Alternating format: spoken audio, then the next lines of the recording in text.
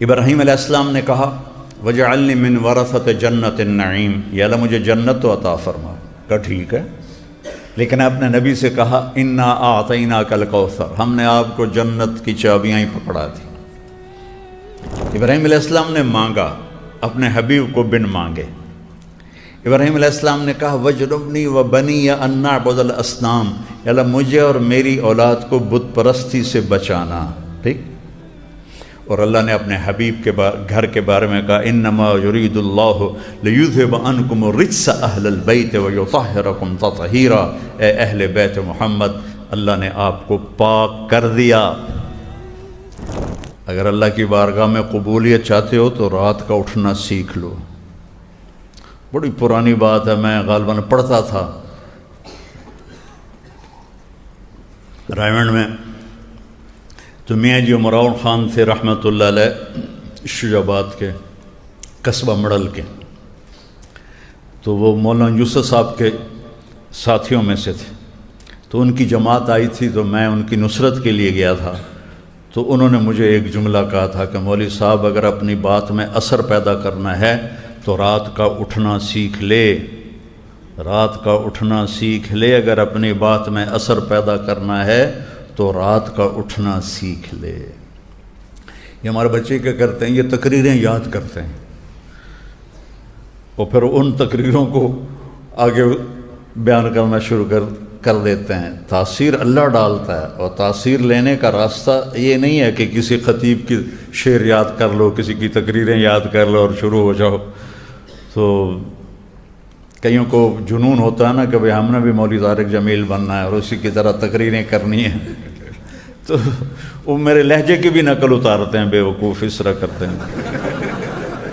کبھی کوئی نقل مار کے بھی فرسٹ آیا، نقل مار کے کبھی کوئی فرسٹ آیا؟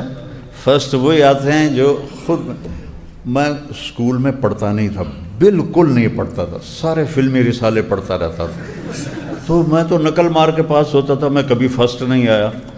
فرسٹ آتے تھے جو پڑھتے تھے، نقل مار کے کبھی کوئی اول نہیں آتا ہے۔ میرا مضمون بیان کرو، میرے لہجے کی نقل مت کرو۔ وہ ہمارا ایک شاگرد تھا، یہیں پڑھا، تو وہ ڈیفنس میں بیان کر رہا تھا، وہ بالکل میری طرح پگڑی باندھتا تھا، میری طرح وہ بیان کرتا تھا، لہجہ بھی میرا ہوتا تھا۔ تو اب وہ بیان کر رہا ڈیفنس میں، میرا بیان تھا عائشہ مسجد میں، تو وہ اسی طرح رو میں کہتا عائشہ مسجد والو سن لو، اور وہ ڈیفنس میں بیان کر رہا۔ تو ایسی بونگیاں مت مارو، کسی کی نقل مار کے کبھی کوئی بڑا نہیں بنتا، یاد رکھو۔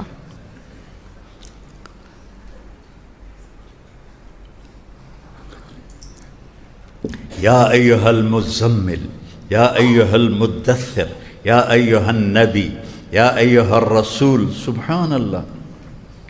والضحا، ایک ترجمہ اس روشن دن کی قسم، واللیل اذا سجا، اس رات کے تاریک ہو جانے کی قسم۔ امام راضی کا ترجمہ سنو، یہ بھی ہے اور دو ترجمے اور امام راضی تفسیر راضی میں پڑھ لینا۔ والضحا، آپ کے روشن علم کی قسم۔ واللیل اذا سجا، آپ کی ستاری کی چادر کی قسم جس میں امت کے عیب آپ چھپا لیتے ہیں، یہ ترجمہ بھی ہے۔ والضحا، یہ سب سے پسند ہے مجھے، والضحا، آپ کے روشن چہرے کی قسم۔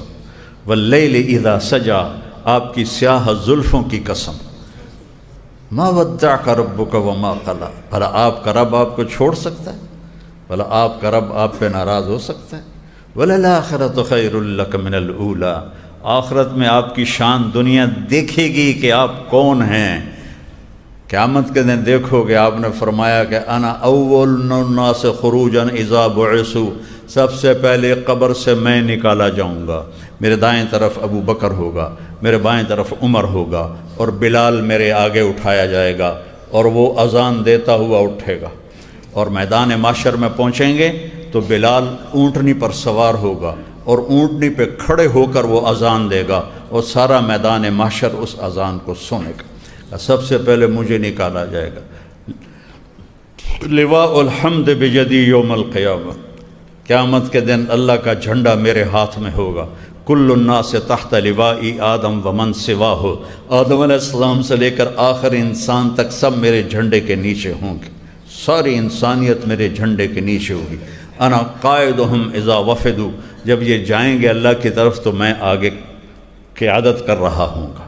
انا خطیبہم اذا انصتوا، جب ان پر خاموشی چھا جائے گی میں بولنے والا ہوں گا۔ انا شافعہم اذا حبسوا، جب ان کو زمین پکڑ لے گی میں ان کی سفارش کرنے والا ہوں گا۔ انا مبشرہم اذا ایسوا، یہ نا امید ہوں گے میدان معاشر میں ان کو خوشخبریاں سناؤں گا۔ لواء الحمد بیدی یوم القیامہ، حمد کا جھنڈا میرے ہاتھ میں ہوگا۔ مفاتیح الجنت بیدی یوم القیامہ، قیامت کے دن جنت کی چابیاں میرے ہاتھ میں ہوں گی۔ ان الجنت حرمت علی الانبیاء حتی ادخلہا، سارے نبیوں پر جنت حرام ہے جب تک میرا قدم نہ پڑ جائے۔ وَإِنَّهَا لَمُحَرَّمَةٌ عَلَى الْأُمَمِ حَتَّى تَدْخُلَهَا أُمَّتِي، اور ساری امتوں پر جنت حرام ہے جب تک میری امت نہ چلی جائے۔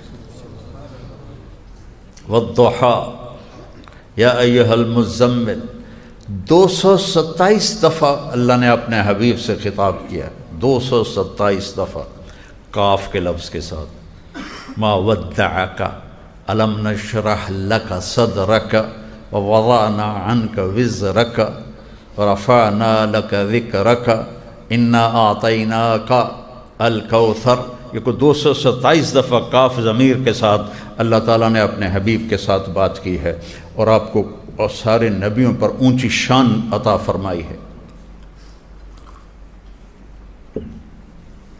آدم علیہ السلام کے بارے میں اللہ نے کہا وَلَقَدْ أَحِدْنَا إِلَىٰ آدَمَ مِن قَبْلُ فَنَسِيَ، ہم نے آدم سے وعدہ لیا، وہ بھول گیا۔ اپنے نبی کے بارے میں کہا سَنُقْرِئُكَ فَلَا تَنسَىٰ، جو میں اپنے حبیب کو بتاؤں گا یہ کبھی نہیں بھولے گا۔ سبحان اللہ۔ ادھر بات ہو رہی ہے لم نجد لہو عزما، کہ وہ بات پوری نہ کر سکے، ادھر اللہ کہہ رہا ہے سنقرؤک فلا تنسیٰ، جو آپ کو بتاؤں گا آپ کبھی نہیں بھولیں گے۔ نوح علیہ السلام کو کہہ رہے ہیں انی اعظک ان تکون من الجاہلین، جب انہوں نے کہا نا ان ابنی من اہلی وان وعدک الحق وانت احکم الحاکمین، یا اللہ یہ بیٹا تو میرے اہل میں سے ہے اور آپ نے کہا تھا تیرے اہل کو میں نجات دوں گا، تو انہ لیس من اہلک انہ عمل غیر صالح فلا تسألنی ما لیس لک بہ علم انی اعظک ان تکون من الجاہلین۔ نوح دوبارہ بیٹے کی بات نہ کرنا ورنہ ممکن ہے میں نبوت واپس لے لوں، ممکن ہے میں نبوت واپس لے لوں۔ اتنی سخت بات کی۔ اور میرے نبی نے تبوک کے موقع پر منافقین آ کے چھٹی لینے لگے، میرے پیٹ میں درد ہے، میرے سرج پیڑے، میرے ڈھڈج پیڑے، میرے جلاب لگے ہوئے ہیں، میری ماں بیمار ہے، میرا پیو بیمار ہے، میری دھی بیمار ہے۔ آپ صاحب کہتے ٹھیک ہے جاؤ بھائی جاؤ بھائی جاؤ بھائی جاؤ۔ سارے منافقین اجازت لے کے چلے گئے۔ تو اللہ تعالیٰ کو یہ بات اس وقت نا اپنے حبیب نے جو اس طرح آپ کو کھلی اجازت دی، تو اللہ تعالیٰ نے اس بات پر آپ کو تنبیہ کیسے کی؟